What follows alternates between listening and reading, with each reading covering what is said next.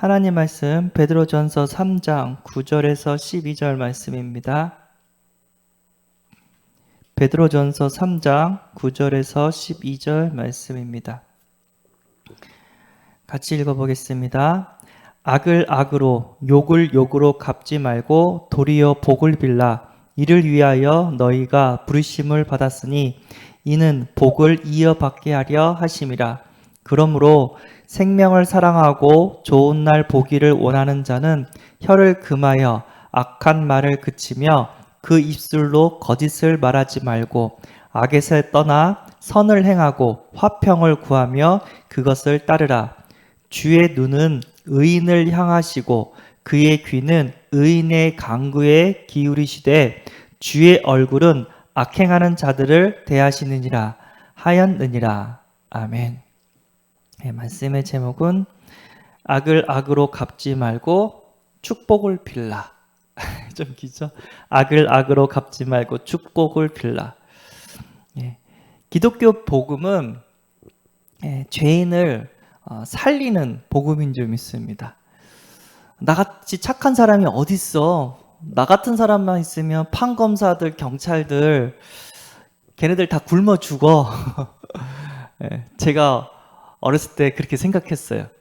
근데 시간이 지나고 복음을 깨달으면 깨달을수록 야, 진짜 나 같은 죄인은 없구나.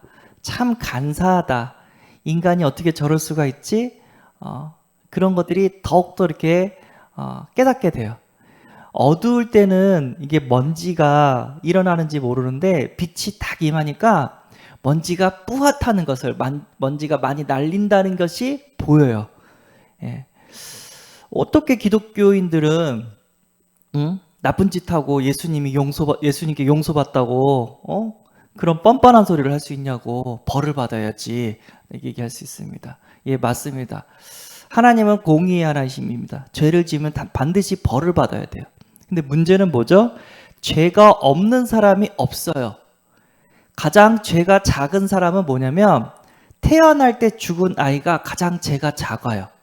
예, 우리는 태어날 때부터 원죄를, 하나님 떠난 죄를 가지고 태어나면서 이 땅에 살면서 5만 가지 죄를 계속해서 지어요. 그래서 그 죄로 인해서 지옥 형벌, 그 죄로 인해서 저주와 재앙이 오게 되어 있습니다. 그 인간을 살리고자 하나님께서 그 죄를 사하고자 예수님을 보내주셨고, 예수님이 십자가에서 모든 죄를 다 대속하셔 주셨습니다. 그 예수님을 구원자로 나의 주인으로 믿고 영접하기만 하면 모든 죄에서 사함을 받게 되는 줄 믿습니다. 그래서 천국은 죄가 없는 사람이 가는 것이 아니라 죄가 사함받은 사람, 죄 문제를 해결한 사람이 가는 줄 믿습니다. 기독교 복음은 사람을 정죄하고 비판하고 죽이는 것이 아니라 기독교 복음은 사람의 죄를 사해 주시고 용서하고 이해하고 축복하는 복음인 줄 믿습니다. 진짜 이 복음 아니면 그 누구도 사망에서 생명으로 이렇게 돌아올 수 없는 그런 운명 가운데 있는 줄 믿습니다. 오늘 보니까 베드로가 그 내용은 아니지만 어쨌든 우리 강단 말씀 보니까 베드로가 몇 번을 용서합니까? 7번을 용서합니까? 7번에 70번도 용서해라. 490번. 그 얘기는 490번을 용서하라는 얘기가 아니라 무한대로 용서하라는 뜻이죠. 이스라엘 민족은 7을 완전한 숫자로 이렇게 알고 있었거든요. 그래가지고 7은 최고의 숫자라고 생각하기 때문에 7번 용서합니까? 무한번 용서하라고 하고 싶습니다. 제가 이제 가정예배 명절날 이렇게 물어봤어요. 여기 있는 분들은 몇 번까지 용서합니까? 용서를 한 번도 안 합니까? 아니면 3번까지는 용서하고 손절하십니까? 딱 얘기를 해요. 근데 좀 상처가 많으신 분은 저는 한 번도 용서할 수 없습니다. 조금 괜찮은 사람은 그래 3번까지는 내가 봐준다. 딱 그래요. 근데 하나님께서는 죄인을 구원하실 이 땅에 오셨고 구원받은 우리에게 용서하라고 말씀하십니다. 우리가 전도를 한다. 예. 구원의 길로 예수님을 전해서 구원의 길로 인도한다. 이 자체가 용서하는 거예요. 내가 하나님의 자녀인데 남편을 용서하지 못한다. 내가 하나님 자녀인데 시부모를 용서하지 못한다. 내가 하나님의 자녀인데 나를 괴롭혔던 이웃 사촌들을 용서하지 못한다. 이거는 죄송하지만 복음을 모르는 거예요. 예. 복음은 그 어떤 죄인을 만나도 용서하고 이해하고 수용하고 사랑해 주는 게 복음입니다. 우리가 그러는 게 아니라 예수님이 그러셨어요. 십자가에서 우리를 사랑하고 이해하고 용서하고 우리를 축복하셨습니다. 아멘. 예수님이 십자가에서 돌아가실 때 뭐라고 말씀하셨냐면요. 예. 누가복음 23장 34절. 이에 예수께서 이르시되 아버지 저들을 사하여 주옵소서. 저들이 자기들이 하는 것을 알지 못함니이다. 그러니까 예수님을 죽이고 예수님을 비방하고 욕하는 사람들이 앞에 십자가 앞에 있었을 거 아니에요. 그러면서 뭐라고 했냐면 저들의 죄를 사하여 달라고 예수님이 그럽니다. 이게 십자가의 복음입니다. 그 예수님을 믿는 하나님의 자녀가 그 누구를 만나도 자기를 죽이려고 하는 사람을 만나도 예수님을 닮아간다면 용서하게 되는 줄 믿습니다. 진짜 복음을 누리게 된다면 용서하는 겁니다. 그러니까 전도는 용서예요. 진짜 용서를 한다면 가정이 흑암이 틈타지 못합니다. 화목합니다. 근데 왜 가정이 서로 싸우고 미워하고 지옥이냐? 용서하지 않기 때문입니다. 그 얘기는 뭐죠? 그리스도 복음을 누리지 못하고 있다는 얘기예요. 내가 전도를 한다. 어떤 사람을 만나 용서하게 되는 줄 믿습니다. 사도행전 7장 60절에 스데반이 순교하는 그런 시간표가 와요. 무릎을 꿇고 크게 불러 이르되 주여 이 죄를 그들에게 돌리지 마옵소서. 이 말을 하고 자니라 라고 합니다. 스데반이 돌 맞아 순교할 때 주여 이 죄를 그들에게 돌리지 마옵소서라고 기도를 하고 있습니다. 이게 복음이에요. 스데반은 죽기 전에 복음을 얘기하다가 돌 맞아 죽었어요. 그러면서 어떻게 해요? 복음을 누렸어요. 저들의 죄를 사해달라고. 아니라 다를까 그 스데반의 그 죽음 현장에서 누가 나타났죠? 예, 전도자 바울이 나타났습니다. 전도자 바울이 세워졌어요. 그 스데반의 순교를 보고 바울은요 순교했습니다. 계속해서 이 생명의 복음, 용서의 복음을 어떻게 했다고요? 전했어요. 참수당하면서 로마에서 전했습니다. 이게 우리의 복음인 줄 믿습니다. 하나님 내가 복음 누리게 하시고 하나님 내가 다른 사람들과 싸우는 사람 되지 않게 하시고 용서하는 사람 되게 하옵소서. 이게 복음이에요. 전도는 용서예요. 용서하는 가운데 사람을 얻게 돼요. 사람을 살리는 일이 벌어집니다. 손양호 목사님도 얘기했죠. 공산당원들에게 자기 두 아들이 죽었어요. 너 예수 믿으면 죽이겠다. 그래도 예수 믿겠냐? 나는 순교하는 있어도 예수 믿겠다. 그래서 탕 두 아들이 죽었습니다. 그 아들을 죽은 그 학생을, 그 공산당 학생을 손양호 목사님이 아들로 삼았어요. 예, 양자로 삼았다니까요. 그리고 손양호 목사님은 6.25 때 피난 가지 못해가지고 못한 게 아니라 안 갔겠죠. 성도들을 이렇게 보살피기 위해서 공산당원들한테 잡혀서 총살을 당했어요. 손양호 목사님이. 시간이 지나서 손양호 목사님이 살려준 그 아이가 결혼을 하고 아들을 낳는데 그 아들이 나중에 목회자가 됩니다. 그러니까 원수를 갚으면 사망밖에 없어요. 근데 원수를 용서하고 사랑한다면 생명이 일어납니다. 또 다른 생명이 살아나게 되는 줄 믿습니다. 그 똑같은 손양호 목사님 이야기도 있지만 스데반 이야기도 있지만 그 똑같은 사건이 우리나라에 또 있었어요. 그게 뭐냐면 토마스 선교사님입니다. 토마스 선교사님은 중국 선교하다가 그 당시 이제 조선 시대니까 우리가 한자를 썼잖아요. 그래서 우리 조선에 와서 선교를 하러 왔습니다. 예, 근데 아니라 다를까 오자마자 배는 불타고 도망가는 사람들을 다 잡아서 참수를 시켰습니다. 그래서 토마스 선교사님의 배를 불지르고 그 다음에 토마스 선교사님을 죽인 사람이 누구냐면 박춘권이라는 사람이었어요. 포졸 정도 됐겠죠. 어쨌든 군인이었겠죠. 그 시대 때. 그러니까 토마스 선교사님을 죽였는데 토마스 선생님이 죽기 전에 이렇게 미소를 띠면서 박춘권한테 성경책을 이렇게 건넸다고 합니다. 그리고 한 30년 지났죠. 그리고 박춘권이 한 60세 정도 됐을 때 예수를 믿게 됐고, 그리고 안주교회, 평안의 안주교회의 영수가 됐다고 합니다. 그래서 이 영수가 뭐지? 하면서 찾아봤더니 안수집사, 장로 이 급들을 그 교회의 영수라고 얘기를 했다고 합니다. 그 당시에는. 그러니까 장로님이 됐다는 거죠. 선교사님을 죽이고 그 선교사님이 죽기 전에 건네준 그 성경책을 보고 30년 후에 한 교회의 장로가 됐다고 합니다. 나는 너를 살려주려고 천국 가게 하려고 왔는데 너 나 죽이냐? 에이씨 하면서 욕할 수도 있는데 그 과정에서도 웃으면서 성경책을 이렇게 건넸다고 합니다. 그리고 이제 성경책에 한 개만 건넨 게 아니라 여러 개가 있었대요. 그래가지고 수집해가지고 이렇게 창고에 이렇게 주거나 아니면 윗사람한테 막 주는데, 그 성경책 우리가 알고 있죠? 어쨌든 그 수거된 성경책을 받은 한 사람이 또 누구였냐면 박영식이었다고 합니다. 그래서 박영식은 그 당시 종이가 귀해서 어떻게 해요? 벽지로 그 성경책을 붙였다고 합니다. 아니라 다를까 그거 읽고 구원받았다고. 그러다가 지나가는 선교사님이 그것을 보고 감명 있다고. 마페 선교사님이었나요? 그래서 내가 처음으로 조선 땅에 복음을 전해 온 줄 알았는데 나보다 먼저 오신 분이 있었구나. 그러면서 어쨌든 그분이 또 예수를 믿고 성경책을 도배했던 그분이 예수를 믿고, 하나님의 은혜고 하나님의 역사고 전도 이퀄 용서인 줄 믿습니다. 나를 죽이는 사람도 용서하는 거예요.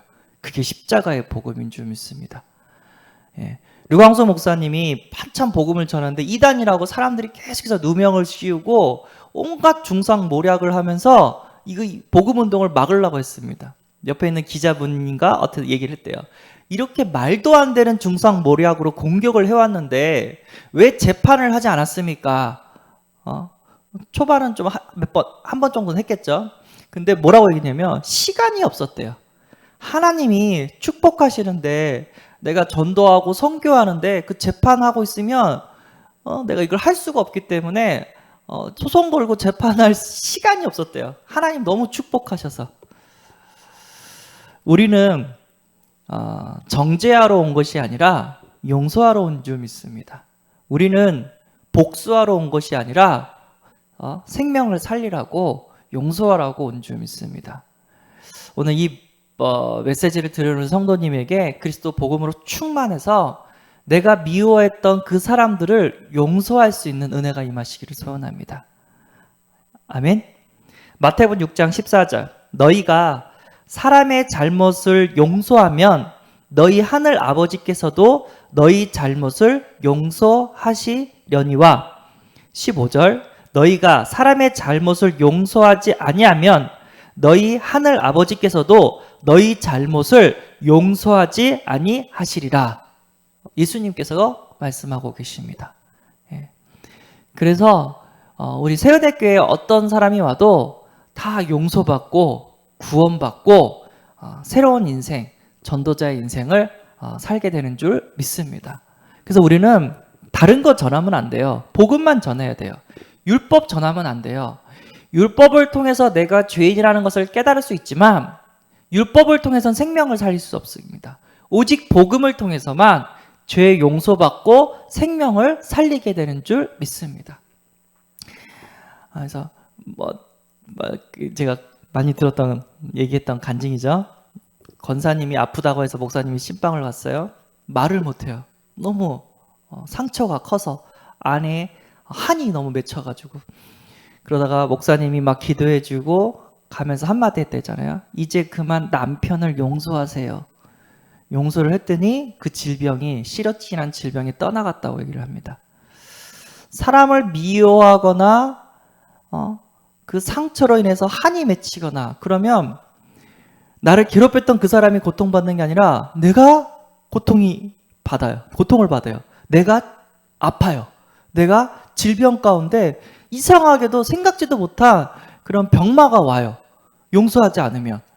한이 맺히니까. 그러니까 정신이 돌거나 아니면 여러 가지 스트레스로 인해서 암이 오거나 불치병이 온다니까요. 그 영육간에 강건하시는 은혜가 있기를 바랍니다. 어떻게? 용서를 통해서. 용서한다면 가정이 무너지지 않아요. 가정이 깨지지 않고 자녀들이 탈선하지 않습니다. 왜 청소년들이 무너지냐? 가정이 깨져서 그래요. 왜 가정이 깨지냐? 용서하지 않기 때문이에요. 인간은 태어날 때부터 죄를 갖고 태어났고, 인간은 태어나면서 계속해서 죄를 짓는 죄인입니다. 빨리 인정하세요. 착한 사람 있습니까? 저는요, 예수 믿기 전에 나보다 더 착한 사람은 없다. 나는 한 번도 죄를 범한 적이 없다. 난 한 번도 감옥에 간 적도 없고 법원에 간 적도 없고 경찰서에 끌려간 적도 없다 라고 생각했다니까요. 근데 복음을 깨달아 보니까 야, 나보다 간사한 놈이 없네.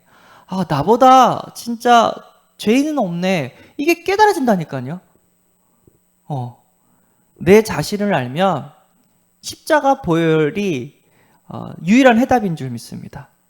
근데 나뿐만 그렇습니까? 다 그래요. 가정인 사람들 다 죄인이에요.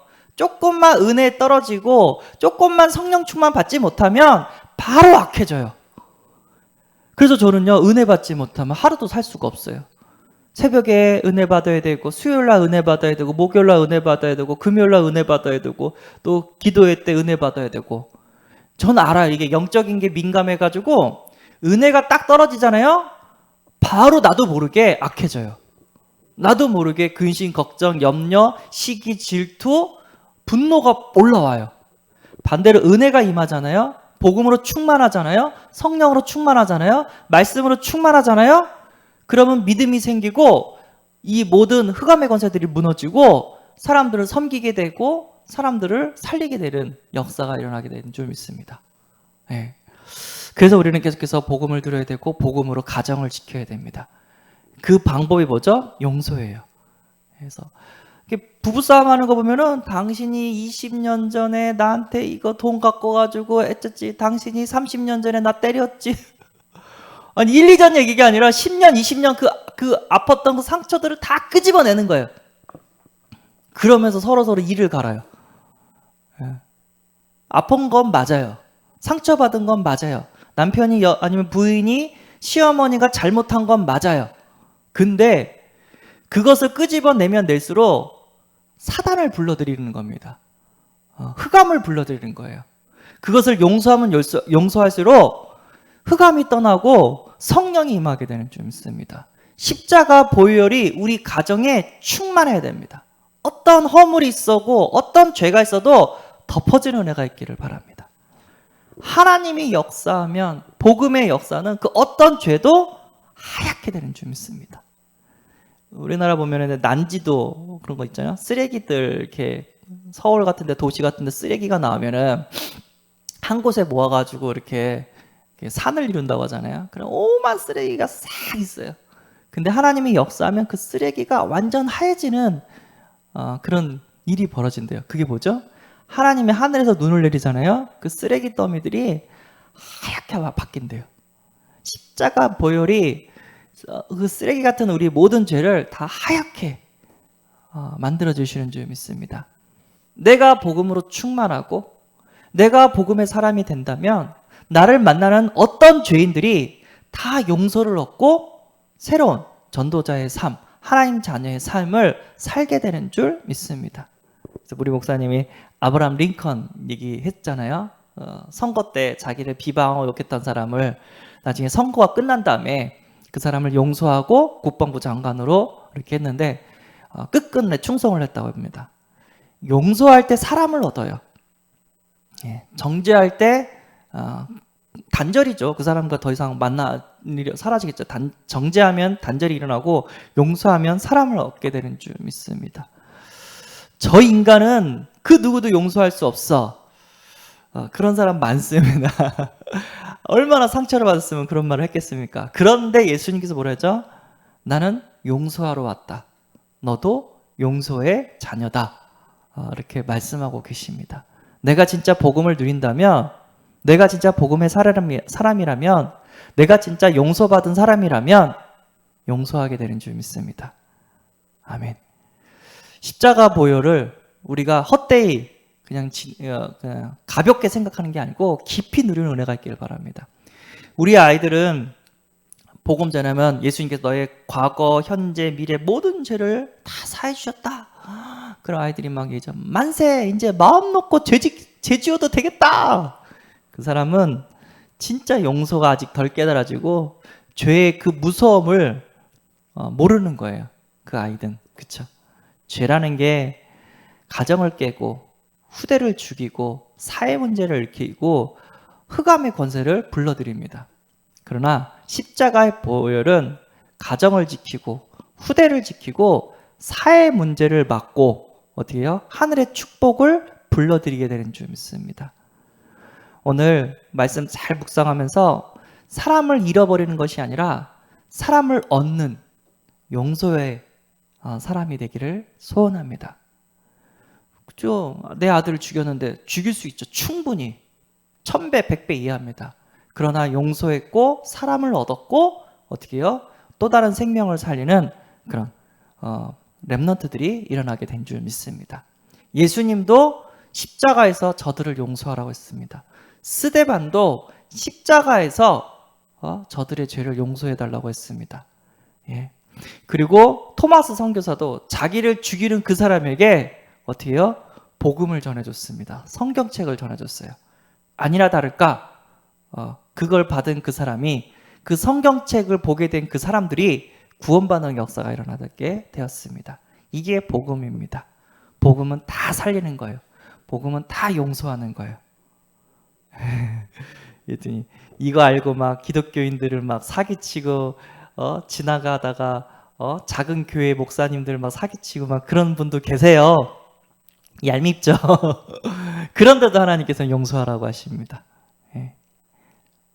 나쁜 사람들을 감옥에 가가지고 죄짓지 못하게 하는 것도 하나님의 뜻이지만 그래도 용서하라고 하십니다.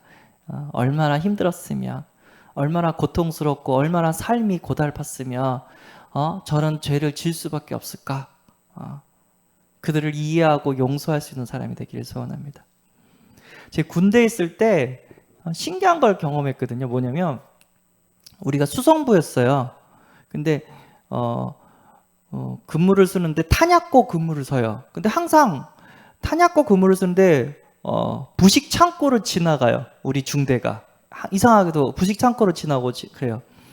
근데 그 부식 창고 일하는 그 병사가 항상 우리 수성부원들한테 마스타라든가 빵이라든가 부식을 더 나눠줘요.